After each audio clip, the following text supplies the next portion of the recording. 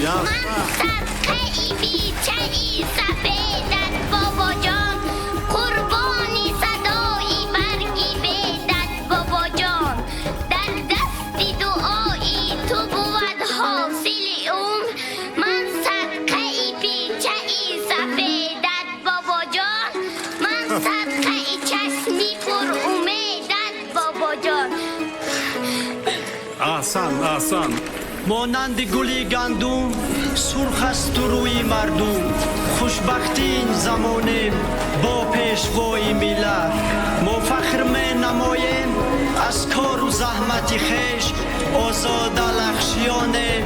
با پیشوای ملت شکر و سپاس خود را این گونه می کنیم عرض ما چون دل و چو جانیم با پیشوای ملت فرهنگ صلح تاجیک درس جهانیان شد در عصر داستان با پیشوای ملت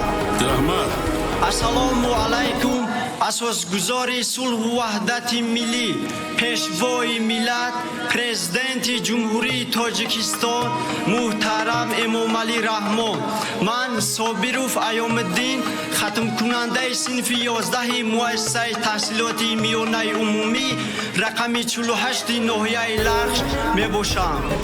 من سپاسگزارم که از شما جناب عالی همه ساله ما جوانانی معیوب را دستگیری و غمخواری ها می نمایید من با این غمخواری های شما جواباً آرزو دارم که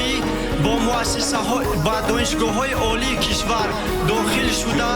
با خلق و وطن عزیز خویش صادقانه خدمت نمایم دائما با شما بودنم را با خلق و وطن صادق بودنم را وظیفه اولین درجه و پر افتخار خود میدونم خوش آمدید پیشوای ملت از میهمان نوازیتان یک جهان تشکر و مینتداری بیان میکنم سلامت باشید احسن یک جان تشکر